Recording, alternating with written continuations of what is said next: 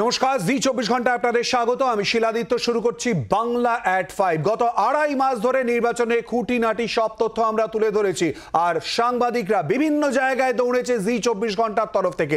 বিভিন্ন জায়গার কি ছবি উঠে আসে, এই সমস্ত কিছু নিয়ে আজ আমরা কথা বলবো আমাদের সমস্ত সাংবাদিকদের সঙ্গে। আর সঙ্গে রয়েছে এই মুহূর্তে পিয়ালি মিত্র, সুতপা সেন এবং তারই সঙ্গে রয়েছে শ্রেয়সী গঙ্গোপাধ্যায়। প্রত্যেকের সঙ্গে কথা বলবো, কিন্তু প্রথমেই চলে যাব নিউজ রুমে। রয়েছে আমাদের প্রতিনিধি সম্প্রীতি শিকদার এবং সঙ্গে রয়েছে জি 24 ঘন্টার ডেপুটি এডিটর মৌপিয়া নন্দী। সম্প্রীতি, আড়াই মাস ধরে কিন্তু আমরা তুলে ধরেছি সমস্ত খুঁটিনাটি, আর তারপর আগামীকাল নির্বাচনের ফল ঘোষণা। কি ছবি তুলে ধরতে চলেছি আমরা? একেবারেই শিলাদিত্য, তুমি ঠিক যেরকম বলে আড়াই মাস ধরে এই মহাযজ্ঞ চলেছে এবং যে ভোট শুরু হয়েছিল 19শে এপ্রিল, শেষ দফা অর্থাৎ সপ্তম দফার নির্বাচন হয় 1 জুন, আর তারপর রাত পোহালে অর্থাৎ 4 জুন আগামীকালই হতে চলেছে গণনা। সমস্ত প্রার্থীর ভাগ্য নির্ধারণ হবে। এবং যেটা তুমি বললে যে আমার সঙ্গে রয়েছেন আমাদের ডেপুটি এডিটর মৌপিয়া নন্দী। মৌপিয়া, আমরা জানি যে এই আড়াই মাস ধরে যে মহাযজ্ঞ বা দক্ষযজ্ঞ চলেছে তার ফল প্রকাশ হবে কিন্তু রাত পোহালেই। একেবারেই সম্প্রীতি, এবং যেটা দর্শকরাও, আমরা দর্শকদের কাছে কৃতজ্ঞ, কারণ নির্বাচন মানেই দর্শকরা ভরসা রাখেন জি 24 ঘন্টায় শিলাদিত্য। এবং সেখানেই আমরা যখন 16ই মার্চ যখন নির্বাচনের ভোটের ঢাকে কাঠি পড়েছে আনুষ্ঠানিকভাবে, যেদিন ভোটের নির্ঘণ্ট ঘোষণা হয়েছে, সেই সময় থেকেই, তার অনেক আগে থেকেই আমাদের সমস্ত সহকর্মীরা শহরে, জেলায়, রাজ্যের বিভিন্ন প্রান্তে, দেশের বিভিন্ন প্রান্তে তারা ছড়িয়ে পড়েছেন এবং সেখান থেকে প্রত্যেক মুহূর্তের আপডেট আমাদের কাছে পৌঁছে দিয়েছেন, আমরা যেটা দর্শকদের কাছে পৌঁছে দিয়েছি। এবং যে কারণেই আমরা যদি দেখি গত মাসটাই মে মাস, এই মে মাসে বাংলার মানুষ তারা জি 24 ঘন্টার উপরই ভরসা রেখেছেন। একদিকে যেমন ভোটের বেশ কয়েকটি দফা ছিল, তার পাশাপাশি আমরা জানি যে রিমালের মতো যে ভয়ঙ্কর সাইক্লোন এসেছিল, সেখানে দর্শকরা তারা আমাদের ওপর আস্থা রেখেছেন। এবং রাত পোহালেই সেই ডি ডে, যেদিন গণনার ফলাফল, যে ভোটের রেজাল্ট, সেটা আউট হবে। এবং আমরা আগামীকাল ভোর থেকে প্রতিবারের মতো প্রত্যেক মুহূর্তের আপডেট সবার আগে দর্শকদের কাছে পৌঁছে দেব। এই ব্যাপারে আমরা অঙ্গীকারবদ্ধ এবং নির্ভুল নিখুঁত আপডেট পৌঁছে দেব। শিলাদিত্য, ধন্যবাদ মৌপিয়া, ধন্যবাদ সম্প্রীতি। আর এরই সঙ্গে আমাদের প্রতিনিধিরা বিভিন্ন জায়গায় যারা ছড়িয়ে ছিলেন এবং রয়েছেন সমস্ত আপডেটের জন্য প্রত্যেকের সঙ্গে কথা বলে নেব। প্রথমেই চলে যাব সুতপা সেনের কাছে। সুতপা, আমরা জানি নির্বাচন কমিশনের সমস্ত আপডেট তুমি আমাদেরকে তুলে ধরেছিলে। সেই জায়গায় দাঁড়িয়ে এই 7 দফা নির্বাচন কতটা চ্যালেঞ্জিং ছিল কমিশনের কাছে?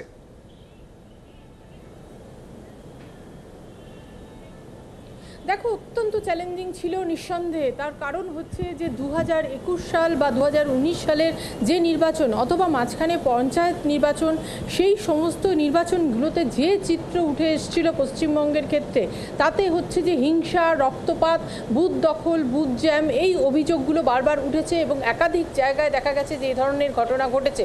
এবং শুধু তাই নয়, ভোট পরবর্তী হিংসা একটা এমন আকার নিয়েছিল যে যেখানে মানুষের প্রাণ পর্যন্ত গিয়েছে। পঞ্চায়েত নির্বাচন সর্বশেষ নির্বাচন আমাদের রাজ্যে গেছে, তোমার মনে থাকবে যে কতজন মানুষের প্রাণ গেছে, কতগুলো নিরীহ প্রাণ চলে গেছে। কাজেই নির্বাচন কমিশন কিন্তু প্রথম থেকে পশ্চিমবঙ্গের ক্ষেত্রে এই ব্যাপারটার উপরই জোর দিয়েছিল যে রক্তপাতহীন, হিংসা মুক্ত নির্বাচন করতে হবে। আর সেই চ্যালেঞ্জটাকে নিয়ে কিন্তু বলা যেতে পারে মোটের উপর তারা উতরে গেছেন। তার কারণ হচ্ছে যে 7 দফা নির্বাচন আমরা দেখেছি, তাতে ষষ্ঠ বা সপ্তম দফায় কিছু হিংসার ঘটনা ঘটলেও বাকি নির্বাচনগুলো কিন্তু মোটের উপর শান্তিপূর্ণ হয়েছে। এবং সবথেকে বড় কথা যে বুথের ভেতরে কোনো রকম গন্ডগোল, বুথ জ্যাম, রিগিংয়ের ঘটনা পুরোপুরি কিন্তু আটকে দিয়েছে নির্বাচন কমিশন। এবং এই ক্ষেত্রে কিন্তু বলা যেতে পারে কার্যত তারা ডিস্টিংশন নিয়ে পাশ করেছেন। এবং তার কারণই হচ্ছে ওয়েবকাস্টিংয়ের মাধ্যমে একেবারে 100% বুথের ভেতর কি হচ্ছে তার ছবিটা নিখুঁতভাবে তারা পেয়ে গেছেন। প্রতিনিয়ত তারা মনিটরিং করেছেন এবং তার ফলে বুথের ভেতর রিগিং, বুথ জ্যাম আটকে দেওয়া সম্ভব হয়েছে। কিন্তু বুথের বাইরে যে হিংসা, সেই হিংসা আটকাতেও কিন্তু তারা প্রচুর কুইক রেসপন্স টিম অর্থাৎ সেন্ট্রাল ফোর্সকে তারা ব্যবহার করেছে। এবং সেই জায়গায় দাঁড়িয়ে কিন্তু যেখানে যেখানে গন্ডগোল হয়েছে সঙ্গে সঙ্গে যাতে তার ব্যবস্থা নেওয়া যায় সেটা তারা করেছেন। কাজে সেক্ষেত্রে বুথের বাইরে হিংসা যে একেবারে হয়নি তা নয়, হিংসার ঘটনা হয়েছে বেশ কিছু, নিঃসন্দেহে বলা যায়, কিন্তু দ্রুত তার নিষ্পত্তি করার চেষ্টা করেছে নির্বাচন কমিশন। কাজেই অন্যান্য নির্বাচনগুলোর তুলনায় কিন্তু এবারে তুলনামূলকভাবে নির্বাচন অনেকটা ভালো হয়েছে, এমনটা কিন্তু বলা যেতেই পারে। সুতপা আমাদের সঙ্গে থাকো। আর এবারে চলে যাবো আমাদের অন্যান্য প্রতিনিধিদের কাছে। শ্রেয়সী রয়েছে, পিয়ালি রয়েছে, বিক্রম রয়েছে, প্রবীর রয়েছে, প্রত্যেকের কাছে যাব। প্রথমেই চলে যাব শ্রেয়সীর কাছে। শ্রেয়সী, আমরা জানি 7 দফা নির্বাচনে বিভিন্ন জায়গায় তোমাকে যেতে হয়েছে। নন্দীগ্রাম আলোচনার কেন্দ্রে সবসময় আমরা দেখেছি, 2021 হোক 2024 হোক, সেই জায়গাতে দাঁড়িয়ে কোন কোন জায়গাটা চ্যালেঞ্জিং ছিল?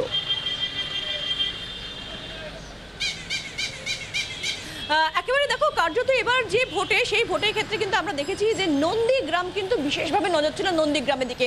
কেন সেই নজর ছিল তার কারণ তোমাকে বলে রাখি যে আমরা জানি যে এক্ষেত্রে 21-এর যে নির্বাচনের ফল হয়েছিল, যেখানে ইলেকশন কমিশনের তরফে যে ঘোষণা হয়েছিল, সেখানে বলা হয়েছিল যে শুভেন্দু অধিকারী জয়ী। অর্থাৎ নন্দীগ্রামের যে বিধানসভা ভোট, সেখানে শুভেন্দু অধিকারী জয়ী হয়েছেন। যদিও তৃণমূলের পক্ষ থেকে সেই নিয়ে কোর্টে গিয়েছিলেন তারা, যেখানে তাদের বক্তব্য ছিল যে লোডশেডিং করে, কারচুপি করে কিন্তু শুভেন্দু অধিকারী জয়লাভ করেছেন। ফলে সেই জায়গা থেকে দাঁড়িয়ে কিন্তু কার্যত দু দলের কাছেই নন্দীগ্রামের যে ভোট, অর্থাৎ তমলুক যে লোকসভা কেন্দ্র, সেই লোকসভা কেন্দ্রের মধ্যে একটা বিধানসভা কেন্দ্র হচ্ছে নন্দীগ্রাম। সেই নন্দীগ্রাম কিন্তু দুই দলের কাছেই কিন্তু কার্যত একটা রাজনৈতিক চ্যালেঞ্জের জায়গা, যেখানে শুভেন্দু অধিকারী চ্যালেঞ্জের জায়গা ছিল যে তিনি কারচুপি করেননি। অন্যদিকে সেক্ষেত্রে তৃণমূল কংগ্রেসের যে জায়গাটা ছিল চ্যালেঞ্জে, সেই জায়গাটা হচ্ছে যে এক্ষেত্রে নন্দীগ্রামের মানুষ কিন্তু আসলে তৃণমূল কংগ্রেসের পক্ষেই রয়েছে। শুভেন্দু অধিকারী কারচুপি করে 19 বা 21-এর যে ভোট, সেই ভোটে জিতেছিলেন। ফলে কার্যত কিন্তু সেই রাজনৈতিক চ্যালেঞ্জ ছিল। কিন্তু দিন যত এগিয়েছে, কার্যত দেখা গেছে যে ল অ্যান্ড অর্ডারের ক্ষেত্রেও কিন্তু নন্দীগ্রাম যথেষ্ট তাৎপর্যপূর্ণ হয়ে গিয়েছে, যেখানে আমরা দেখেছিলাম যে পোল -2 অর্থাৎ নির্বাচনের দুদিন আগেই নন্দীগ্রামে একটি মৃত্যুর ঘটনা ঘটে, যে ঘটনা নিয়ে বিজেপির তরফে অভিযোগ করা হয়েছিল যে এক্ষেত্রে তৃণমূলের পক্ষ থেকেই কিন্তু বিজেপির কর্মীর মাকে মারা হয়েছে, তাকে খুন করা হয়েছে। এবং সেই নিয়ে কিন্তু রীতিমতো রাজনৈতিক দিক থেকে কিন্তু রীতিমতো উত্তপ্ত হয়ে উঠেছিল নন্দীগ্রাম। যদিও পরের দিন যে আগুন লাগানো বিভিন্ন দোকান ভাঙচুর করা হয়েছিল, সেই বিষয়টা নিয়ে কিন্তু তৃণমূলের পক্ষ থেকেও পাল্টা কমপ্লেন করা হয়েছিল। অর্থাৎ নন্দীগ্রাম যে আলোচনার কেন্দ্রে থাকবে, এটা একেবারে পরিষ্কার হয়ে গিয়েছিল, আর সেই সমস্ত আপডেটও তুলে ধরেছিলাম আমরা। এবার আমরা চলে যাব আমাদের অন্যান্য প্রতিনিধিদের কাছে। সঙ্গে রয়েছে পিয়ালি। পিয়ালি, আমরা জানি ভোটারদের অভিযোগ, যেটা অনেক সময় এসে থাকে, তার জন্য আলাদা অ্যাপ তৈরি করা হয়েছিল। ভোটারদের অভিযোগ এবারে কতটা সামনে এসেছিল?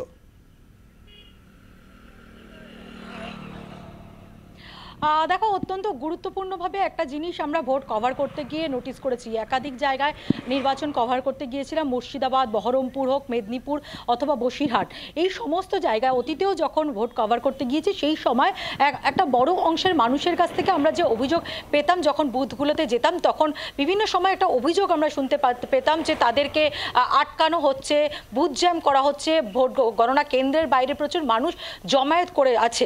সিগনিফিকেন্টলি এবার আমরা যত বুথে ঘুরেছি, যত জায়গায় গিয়েছি, সেই যে অভিযোগের সংখ্যাটা, সেটা কিন্তু নামমাত্রই ছিল। অর্থাৎ একটা জিনিস স্পষ্ট ছিল যে আমরা বিভিন্ন মানুষের সঙ্গে কথা বলেছি, ভোটারদের সঙ্গে কথা বলেছি, ভোট দেওয়ার ক্ষেত্রে তাদের মুখে, বাধার মুখে যে পড়ার যে অভিযোগ আমরা অতীতে দেখতে পেয়েছি, এবার কিন্তু সেই ধরনের অভিযোগ সেই খুব বড় সংখ্যায় ভোটারদের কাছ থেকে আমরা পাইনি। দু একটা বিচ্ছিন্ন জায়গায় আমরা এরকম অভিযোগ পেয়েছিলাম, যেমন ডোমকলের মমিনপুর, সেখানে কয়েকজন ভোটার তারা অভিযোগ করেছিলেন যে তাদেরকে আটকানো হচ্ছে। কিন্তু সামগ্রিকভাবে যেটা সুতপাও মেনশন করছিল যে নির্বাচন কমিশনের কাছে একটা বড় চ্যালেঞ্জ ছিল যে ছাপ্পা ভোট আটকানো বা বুথ জ্যাম, এই ধরনের ঘটনা আটকানো। এই ধরনের ঘটনা যে ঘটেনি, পাশাপাশি মানুষ যে ভোট দিতে পেরেছে, সেটার কিন্তু আমরা প্রমাণ পেয়েছিলাম, কারণ মানুষের কাছ থেকে সেই ধরনের অভিযোগ আমরা পাইনি। পাশাপাশি বিরোধীরা যারা ছিল, যে ক্যান্ডিডেটদের সঙ্গেও আমরা ঘুরেছিলাম, তাদের মুখেও কিন্তু এই রিগিং বা ছাপ্পা ভোট বা বুথ জ্যামের অভিযোগ চ্যালেঞ্জিং ছিল, যেমন সুতপা তুলে ধরলো নির্বাচন কমিশনের কাছে। অপরদিকে যদি আমরা দেখি সাধারণ মানুষ, ভোটদানের হারও আমরা আপনাদের সামনে বিভিন্ন সময় তুলে ধরেছিলাম। সেই জায়গায় দাঁড়িয়ে ভোটদানের হারের নিরিখেই বা কোথায় দাঁড়িয়ে, আর ফলাফলের জন্য তার মাত্র কয়েক ঘন্টা অপেক্ষা করতে হবে। এবার আমাদের তিন প্রতিনিধির সঙ্গে কথা বলবো। সঙ্গে রয়েছে প্রবীর চক্রবর্তী, বিক্রম এবং রয়েছে মৌমিতা চক্রবর্তী। প্রথমেই চলে যাব প্রবীরের কাছে। প্রবীর, আমরা জানি 300-র কিছু বেশি হবে মমতা বন্দ্যোপাধ্যায় এবং অভিষেক বন্দ্যোপাধ্যায় রোড শো, সভা ইত্যাদি সব মিলিয়ে লোকসভা নির্বাচনের পরিপ্রেক্ষিতে করেছেন। কোন জায়গাটা সব থেকে ইন্টারেস্টিং বলে মনে হয়েছিল তুমি যে যে জায়গায় গেছিলে?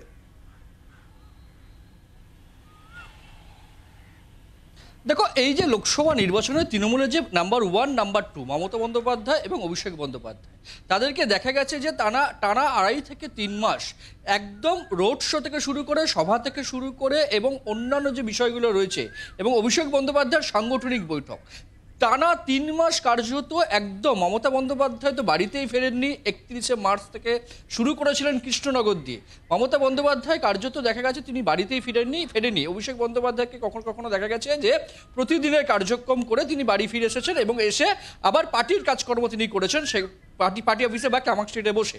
সেক্ষেত্রে দাঁড়িয়ে দুজন মিলে প্রায় 270 থেকে 300 সভা, রোড শো, সাংগঠনিক বৈঠক সেরেছেন এই লোকসভা নির্বাচনকে কেন্দ্র করে, যা কিন্তু অত্যন্ত গুরুত্বপূর্ণ তৃণমূল কংগ্রেসের কাছে এবং তৃণমূল কংগ্রেস নেতাকর্মীদের কাছে ছিল যে তারা বাড়তি অক্সিজেন পেয়েছে। আরও মমতা বন্দ্যোপাধ্যায়, অভিষেক বন্দ্যোপাধ্যায় যে টানা, কখনো মমতা বন্দ্যোপাধ্যায় উত্তরবঙ্গ ছাড়ছেন তো অভিষেক বন্দ্যোপাধ্যায় উত্তরবঙ্গে ঢুকছেন, কখনো মমতা বন্দ্যোপাধ্যায় একটা কেন্দ্রের একটা বিধানসভায় সভা করে চলে যাচ্ছেন তো সেই কেন্দ্রেরই পরের বিধানসভায় অভিষেক বন্দ্যোপাধ্যায় রোড শো করছেন। স্বাভাবিকভাবে একদম নিখুঁত পরিকল্পনা করে এই নাম্বার 1 কোনটা ইন্টারেস্টিং ছিল সবথেকে বেশি প্রবীর? 270 থেকে 300-র মতো সভা, সাংগঠনিক বৈঠক, রোড শো করেছেন। এবং ইন্টারেস্টিং বিষয় যেটা লেগেছে যে মমতা বন্দ্যোপাধ্যায়কে দেখা গেছে যে বিভিন্ন সভায় গিয়ে প্রার্থীদের পরিচয় তিনি করিয়ে দিয়েছেন সবার আগে বা সবার শেষে। এবং সেক্ষেত্রে দাঁড়িয়ে মেটিয়াবুরুজে 29শে মে অভিষেক বন্দ্যোপাধ্যায়ের সভা করতে গেলেন মমতা বন্দ্যোপাধ্যায়। সেখানে কার্যত মমতা বন্দ্যোপাধ্যায় বললেন, আয় অভিষেক, তোকেও আলাপ করিয়ে দিই তোর ভোটারদের সঙ্গে, তোকেও কি আলাপ করিয়ে দিতে হবে। মমতা বন্দ্যোপাধ্যায় এই যে অভিষেক বন্দ্যোপাধ্যায়কে সামনে টেনে নিয়ে তাকে হাত তুলে পরিচয় করিয়ে দেওয়া, স্বাভাবিকভাবেই কিন্তু এটা একটা অন্য ভিন্ন ছবি ছিল এই তৃণমূল কংগ্রেসের পুরো প্রচারে রাজনৈতিক ময়দান। প্রবীর আমাদের সঙ্গে থাকো, সঙ্গে রয়েছে আমাদের অপর প্রতিনিধি মৌমিতা চক্রবর্তী। মৌমিতা, অপরদিকে যদি আমরা দেখি বিজেপি, দিলীপ ঘোষ সবসময় প্রচারের আলোয় থাকেন, এটা বিরোধীদের বক্তব্য, শাসক দলের বক্তব্য উঠে আসে। সেই জায়গায় ভোটের দিনে কি ছবি নজরে আসে? অপরদিকে লকেট চট্টোপাধ্যায়, তারই বা বক্তব্য কি সামনে এসেছিল ভোটের দিনে? খুব সংক্ষেপে মৌমিতা।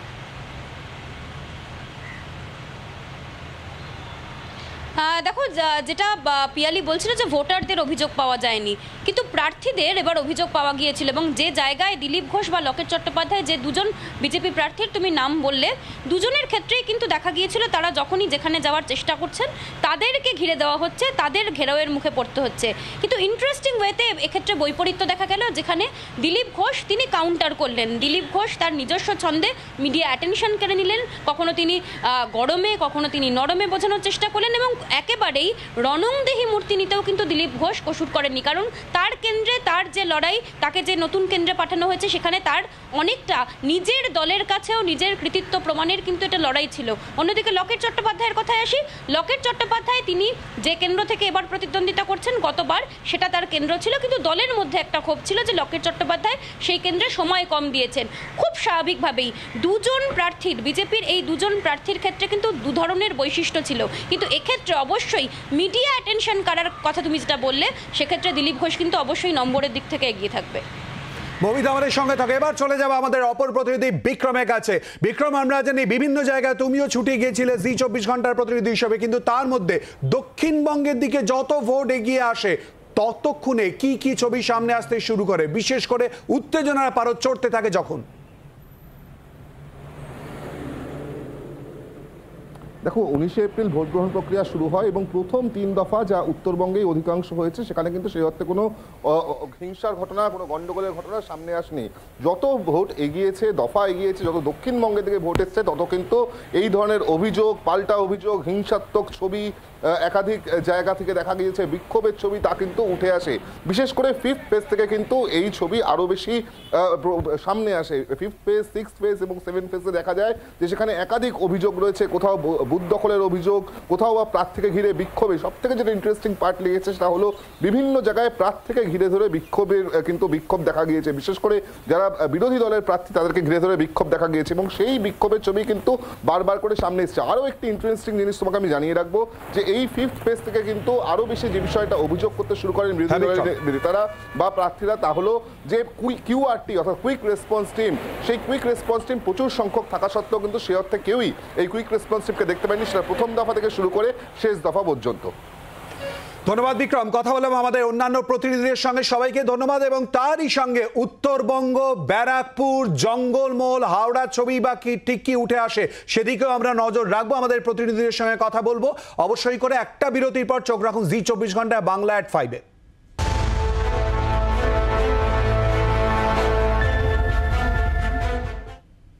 বিরতির পর আবার আপনাদের স্বাগত বাংলা এট 5-এ। আড়াই মাসের নির্বাচনের কি ছবি উঠে আসে বিভিন্ন জায়গায়, কথা বলছে আমাদের প্রতিনিধিদের সঙ্গে। আর এই মুহূর্তে রয়েছে উত্তরবঙ্গ থেকে নারায়ণ সিংহ রায়, জঙ্গলমহল থেকে রয়েছে সৌরভ চৌধুরী, ব্যারাকপুর থেকে রয়েছে বরুণ সেনগুপ্ত এবং হাওড়া থেকে দেবব্রত ঘোষ। প্রথমেই চলে যাব উত্তরবঙ্গে। নারায়ণ, উত্তরবঙ্গের ছবি নির্বাচনের ঠিক কি উঠে আসে সংক্ষেপে?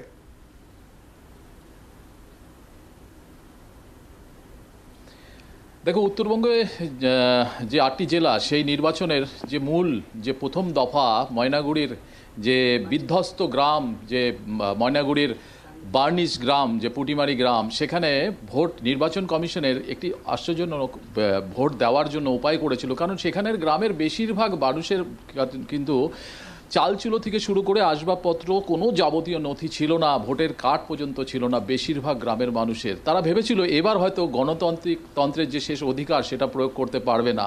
অবশ্য শেষ মুহূর্তে নির্বাচন কমিশন তাদের জন্য একটি ভালো ব্যবস্থা করেছিল। সেটি হচ্ছে, যাদের এই ঘটনায় বিধ্বস্ত যারা ছিল, তাদের ঘটনা যেই সমস্ত বাড়িতে হয়েছিল, সেই সমস্ত বাড়িতে গিয়ে একটি টোকনের ব্যবস্থা করেছিল, যে টোকন দেখালেই ভোট দিতে পারবে। এতে বেজায় খুশি সেই গ্রামের মানুষ, একেবারে উৎসাহ সহকারে কিন্তু সেই গ্রামে যে বিধ্বস্ত, যাদের চালচুলো নেই, মাথা গোজার ঠাঁই ছিল না, তারা ভোট দিতে পেরেছে। নির্বাচনে গুরুত্বপূর্ণ একটি তথ্য তুলে ধরল, অর্থাৎ উত্তরবঙ্গের মানুষ যারা সেই সময় সেই ঘটনায় যারা বিধ্বস্ত হয়েছিল, তারাও কিন্তু এই টোকেনের মাধ্যমে ভোট দিতে যান এবং সেই উৎসাহের ছবি নজরে আসে। চলে যাব ঝাড়গ্রামে, সঙ্গে রয়েছে আমাদের প্রতিনিধি সৌরভ চৌধুরী। সৌরভ, জঙ্গলমহলের ছবি মূলত ঠিক কি উঠে আসে নির্বাচনের?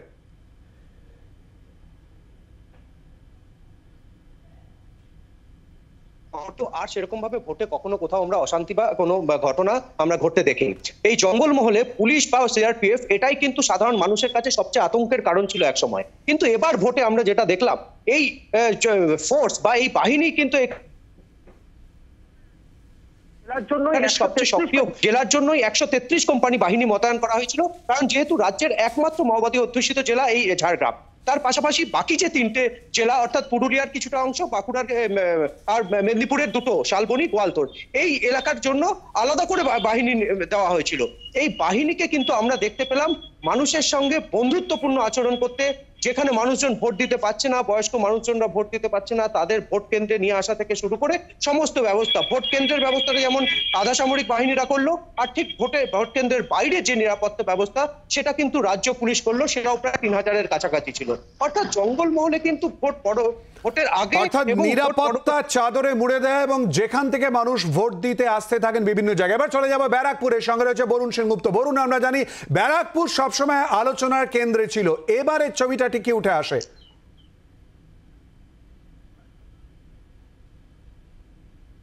দেখো, এবারের ছবি কিন্তু ব্যারাকপুরের ছবি একেবারেই যেমন 8-10টা নির্বাচন হয় তেমন কিন্তু ছিল না। তার কারণ একদম শান্তিপূর্ণ ভোট হয়েছে। 2-1টা জায়গায় বিক্ষিপ্ত অশান্তি, যেখানে অর্জুন সিং গেছিল সেই জায়গাটায় শুধুমাত্র কিছু জায়গায় বিক্ষিপ্ত অশান্তি এবং বুথ দখলের কিছু অভিযোগ ছিল। তাছাড়া কিন্তু ভোট, যে ব্যারাকপুরে যে ভোট হয়, যে অশান্তি হয়, সেই অশান্তি কিন্তু এখানে ছিল না। পাশাপাশি বলে রাখি, ভোটের দিন ব্যারাকপুরে কিন্তু প্রায় টানা 2 ঘন্টা বৃষ্টি হয়েছে। আমরা দেখেছি সেই সময় বৃষ্টিতে দাঁড়িয়ে কিন্তু মানুষ ভোট দিয়েছে এবং ছাতা মাথায় দিয়ে তারা কিন্তু ভোটের লাইনে দাঁড়িয়েছিল এবং ভোটটা দিয়েছে। সাধারণ মানুষের সঙ্গে আমরা কথা বলে দেখেছি, তারা কিন্তু ভোট দিতে ভোটদানে উৎসাহের কথা চলে আসছে ব্যারাকপুরে, অশান্তিকে দূরে রেখে। হাওড়ার ছবি ঠিক কি উঠে আসে দেবব্রত? খুব সংক্ষেপে জানতে চাইবো। দেখো, এবারে হাওড়া লোকসভার যে নির্বাচন, সেটা মোটের ওপর শান্তিপূর্ণই হয়েছে, বিক্ষিপ্ত কয়েকটি অশান্তির ঘটনা ছাড়া। তবে এবারে যে খুব উল্লেখযোগ্য একটি বিষয়, সেটা চোখে পড়ার মতো, যেটা হচ্ছে যে হাওড়া কিন্তু বরাবরই, যেটা আমরা দেখেছি, যে সবকটা নির্বাচনেই তৃণমূলের একটা শক্ত ঘাঁটি বা তৃণমূল ভালো ফল করেছে, এরকম আমরা দেখে এসেছি বিগত দিনে। কিন্তু এবারে যেটা দেখা যাচ্ছে, যে এবারে তৃণমূল কর্মী, নেতা কর্মী, তাদের মধ্যে একটা চাপা অসন্তোষ বা চাপা ক্ষোভ কাজ করেছে। সেটা এক জায়গায় নয়, একাধিক জায়গায়, যেক্ষেত্রে আমরা যেটা দেখতে পাচ্ছি যে সেই চাপা ক্ষোভটা কিন্তু তার বহিঃপ্রকাশ হয়েছে এবং প্রার্থীকে ঘিরে বিভিন্ন জায়গাতে অসন্তোষ এবং তাকে ঘিরে এই ছবিও কিন্তু বিভিন্ন জায়গায় বিভিন্ন দফাতে উঠে এসেছে। আর একেবারে 2.5 মাস ধরে যে নির্বাচনের সমস্ত তথ্য, খুঁটিনাটি বিশ্লেষণ তুলে ধরেছি আমরা, আর মাত্র কিছুক্ষণ, আগামীকাল সকাল 6টা থেকে সমস্ত তথ্য আপনাদের সামনে তুলে ধরবো। আর তারপর 8টা থেকে গণনা শুরু। অবশ্যই চোখ রাখুন জি 24 ঘন্টায়। বাংলা @5 আজকের মতো এই পর্যন্তই। চোখ রাখুন জি 24 ঘন্টায়। বাংলার আওয়াজ, বাঙালির আবেগ, জি 24 ঘন্টা।